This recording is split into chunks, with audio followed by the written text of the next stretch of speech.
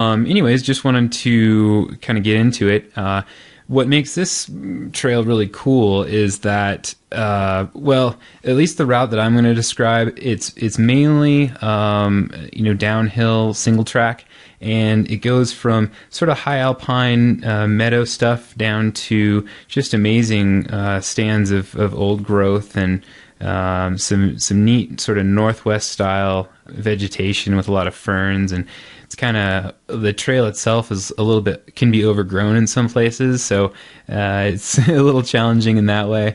It's mostly smooth. There's some sections that have some shale rock and some roots and things to watch out for sure. And there's definitely some consequences, some cliff areas and things that you want to be aware of. So, overall, this is sort of a intermediate to advanced ride. It's not super rough or anything. It's just that you just need to be alert and aware of what's around you, because the trail can bite back if it wants to. So just be careful. But it's just an amazing trail, and it has some really cool flow to it. And there's a there's a video that I'll put on the site that'll give you some ideas of what it's like. But there's sections where it's incredible how kind of banked and flowy it can be. So with that, I'll kind of get into the sort of the statistics or the stats on it. It starts in, well, actually, what I'll do is I'll go over the traditional route, or if you just are focusing on Alpine Trail itself, this is the way that you would probably go about doing it. There is another option that I'll get into later, and there's also a shuttle option too. So if you don't really want to do that much climbing, you can take the shuttle option. But you start in West Fir, which is a little place right outside of Oakridge. It's about 1,200 feet elevation. And you can ride on the North Fork Trail, and that's a couple miles long, pretty flat, kind of nice, rolly, single track. And then that puts you out on a gravel road climb for about 12 miles up to the trailhead's about 4,800 feet up.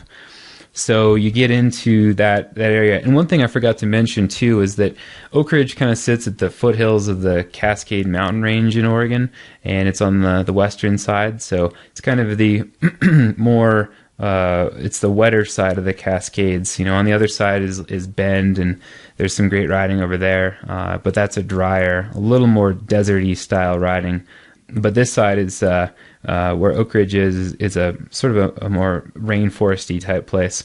But so you start up the climb, and it's a long gravel road climb. It's nothing too exciting, but if you're riding with some friends, you just check out the scenery and enjoy the ride up. It's not too steep. It's pretty shallow grade. You can get a really good rhythm on it, so it's nice. But not the most exciting thing. But the real excitement starts once you hit Alpine Trail. And once you hit that trailhead, it's about a 3-mile climb up. It's just kind of gradually rolls up to the top. And you'll go through some really cool meadows. Like I said, there's this alpine meadow. I remember it's like this bunch grass, and it's really memorable. And then you dive into just these large stands of old growth, and it's just it's amazing. I mean, there are parts of the trail where you just feel so small because there's these huge trees around you, and you're kind of weaving in and out of them, and I don't know, it's a neat place. So, but then you just start heading down and down and down. I mean, there's a couple climbs along the way, but nothing much, and it just descends down through the forests, and then every once in a while it kind of pops out, and you get some good views of the mountain range around you. And it's just an amazing single track. And I've ridden it many times. We've done when I lived in Oregon, we did night rides out there, and I remember that riding this trail, and it's such a long descent that your upper body and your hands and your arms start getting pretty sore. So definitely want to make sure your brakes are in good shape for it, because it's just a long, sweet descent. So.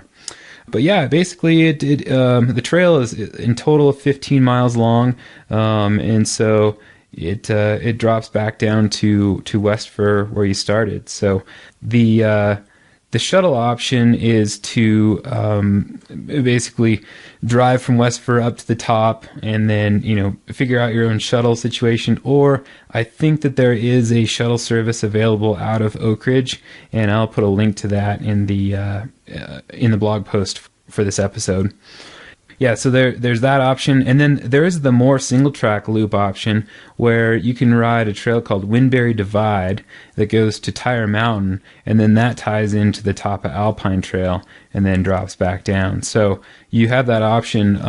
That's a pretty long day of single-track, and there's a lot of climbing, and it's a tough loop. So if you're prepared for it, it's a lot of fun and it's a good time. But sometimes I think Windberry and Tire Mountain, I'd recommend checking the trail condition before you go on those, because usually after a hard winter there can be, and even Alpine Trail too. Although I think Alpine's more maintained, but those other trails, sometimes there can be a lot of trees that have fallen in the wintertime from heavy winds and stuff. So just check that out. Check with the local shop there or the Forest Service and just see what they say on that. But that's a really cool loop if you're into doing a lot of single track climbing, and then just the awesome single track Alpine Trail descent. That would be definitely worth checking out. So other things to consider when riding Alpine and the trails in the Oakridge area: just be careful not to skid. The soil type, there's just a lot of pine needles and such, and it takes a long time for that kind of stuff to go away. And other trail users definitely don't look kindly on that, and we just don't want to tear up these trails for everybody else. So just be careful not to skid, and also just watch out for other trail users, hikers and equestrians on the trail.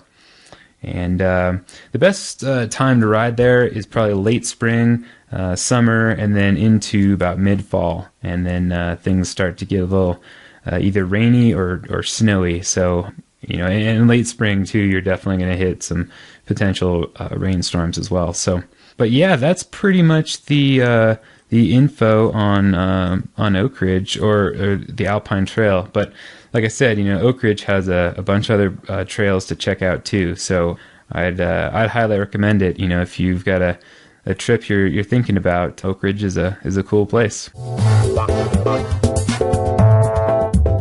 Okay, well, that about wraps it up for episode number 3 of mountainbikeriding.com.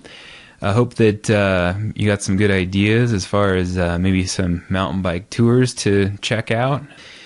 Got some good info about the 26 versus 29-inch wheel mountain bike.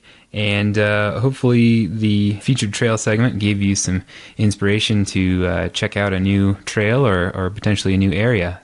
I'd like to know what you think, and I'd like to know if there's anything that was confusing or you want me to talk about more. You can leave a comment in the section below the blog post where this episode is at mountainbikeriding.com.